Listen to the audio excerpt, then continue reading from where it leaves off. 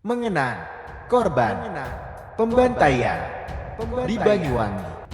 Sebuah tragedi menjadi sejarah yang tidak terlupakan, dan harapan kedepannya masyarakat menjadi pintar menyikapi isu yang dihembuskan para pejabat tinggi yang sedang memainkan peran jahatnya. Dan tragedi ini tidak terulang kembali. Tragedi ini terjadi di sepanjang tahun 1998. Masyarakat NU di Jawa Timur, khususnya di Banyuwangi dan sekitarnya, mengalami kengerian yang luar biasa. Masyarakat di wilayah Banyuwangi ini terjadi gelombang pembunuhan atas guru-guru ngaji NU. Pembantaian tersebut memakai kedok menghabisi dukun santet. Para pembunuhnya adalah orang-orang misterius dengan berpakaian ala ninja. Saat terjadi pembunuhan berantai, para guru ngaji NU ini Presiden Soeharto baru saja lengser. Jabatannya sebagai presiden digantikan oleh B.J. Habibie, orang dekat Soeharto. Habibie juga menjadi orang nomor 1 di IJMI atau Ikatan Cendekiawan Muslim Indonesia. Sejak awal didirikan organisasi ini, telah dikritik oleh Ketua Umum PBNU, yaitu Gus Dur, namun tidak mewakili aspirasi kalangan NU. Gelombang pembunuhan berantai ini menimbulkan provokasi di kalangan masyarakat bawah NU. Tujuannya agar masyarakat melakukan tindakan kekerasan provokasi tidak berhasil secara baik.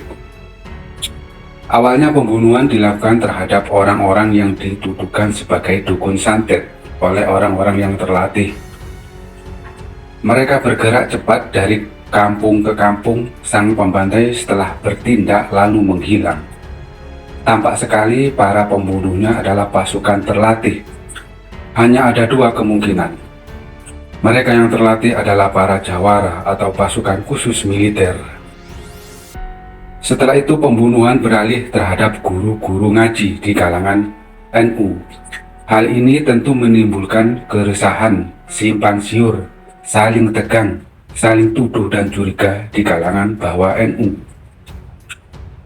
Atas kejadian pahit itu, PWNU Jawa Timur membentuk tim investigasi PWNU. Tim ini diketuai oleh Ustadz Khoirul Anam. Tim melakukan investigasi berbulan-bulan untuk mengungkap kejahatan pembantaian atas para guru ngaji NU ini. Dan data fakta yang berhasil dikumpulkan benar-benar mengerikan. Korban tewas jumlahnya sangat fantastis, yaitu 253 orang. Mereka dibantai di desa-desa di 7 kabupaten di Jawa Timur. Secara bergelombang, pembantaian dilakukan di Banyuwangi, Jember, Situbondo, Bondowoso, Pasuruan, Pamekasan, dan Sampang. Korban tewas terbanyak ada di Banyuwangi, yaitu 148 orang. Dalam temuan tim, mereka yang mati dibantai secara sadis, ada yang digantung, dijerat dengan tali, dibakar bersama rumahnya, dipukuli lalu dibacok, dibakar dengan bensin, dan dianiaya massa. Sebagian besar yang mati itu adalah para guru ngaji dan warga NU.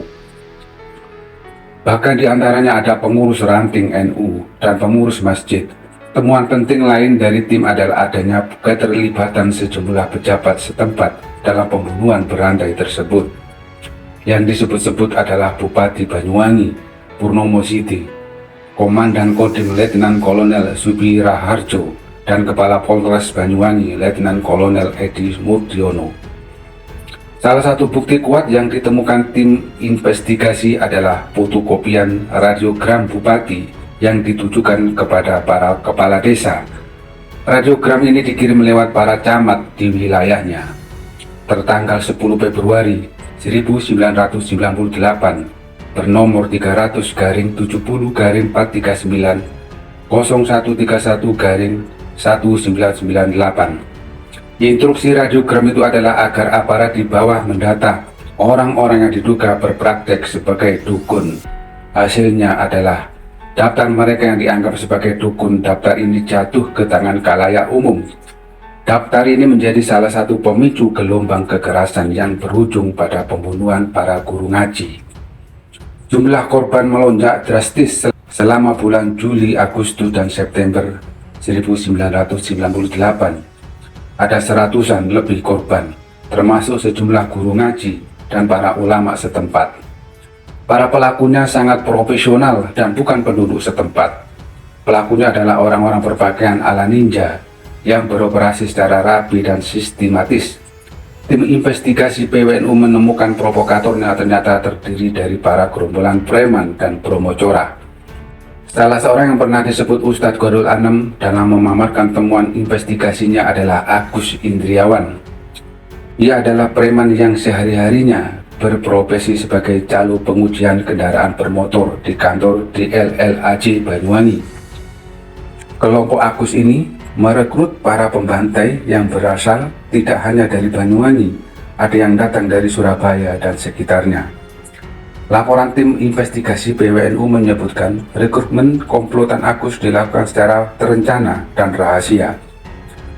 Para pembantai direkrut sebagai pembunuh bayaran. Uang imbalannya ada yang sebesar 500.000 sampai 1 juta di berbagai tempat untuk memudahkan para pembantai melaksanakan tugasnya.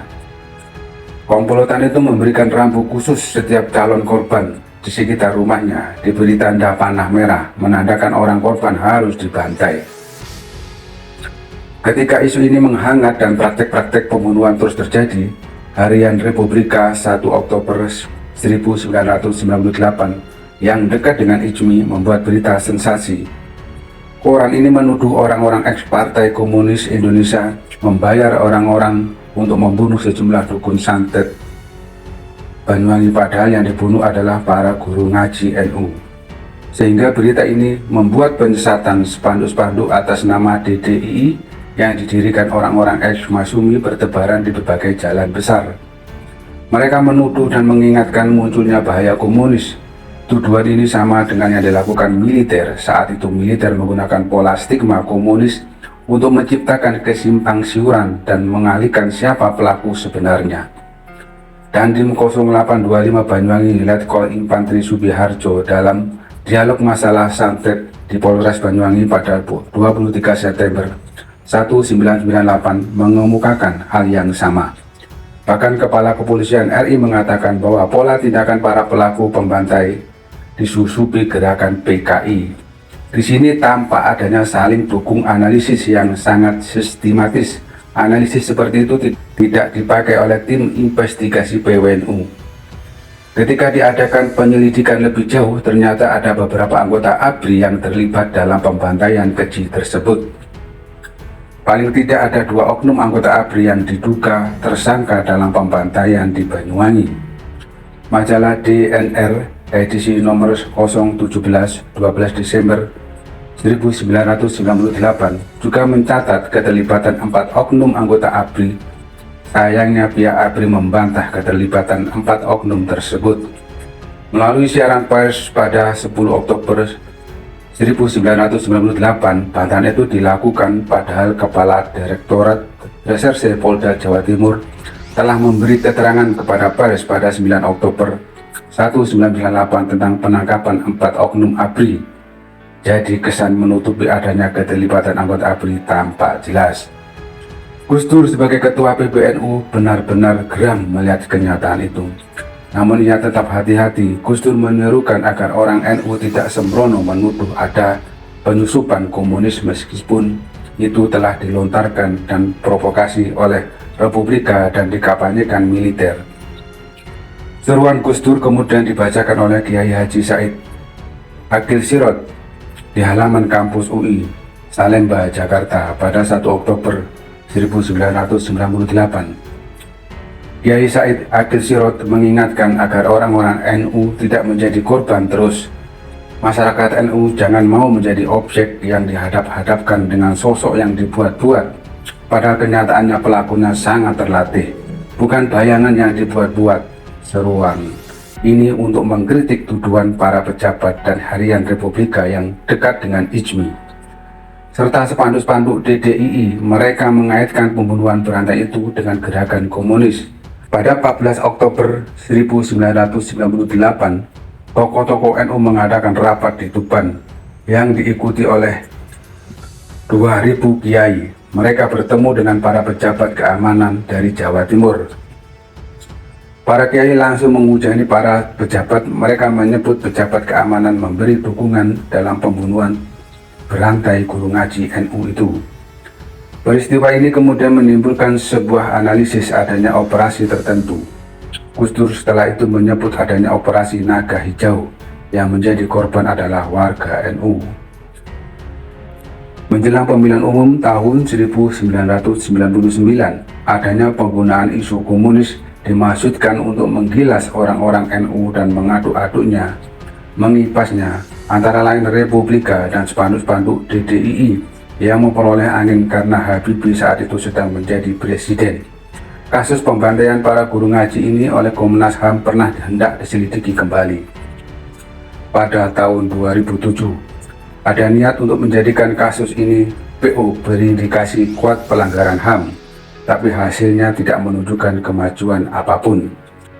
Kejahatan pembantaian atas para guru ngaji sampai sekarang diingat sebagai salah satu tragedi yang mengerikan bagi warga NU, sekaligus menunjukkan penyelesaian yang tidak jelas atas kejahatan tersebut. Kesimpulan dari kejadian di Banyuwangi itu sebagai pengalihan isu atas apa yang terjadi di pusat pemerintahan pasca turunnya Presiden Soeharto, dan orang-orang yang memangku jabatan tinggi sedang memainkan peran dan akhirnya masyarakat bawah dijadikan korban. Semoga para korban pembantaian diampuni segala dosa dan diterima semua amalnya, dan bagi warga yang ditinggalkan mendapatkan kebaikan dan kesabaran. Amin. Wallahu a'lam bishawab. Like and share.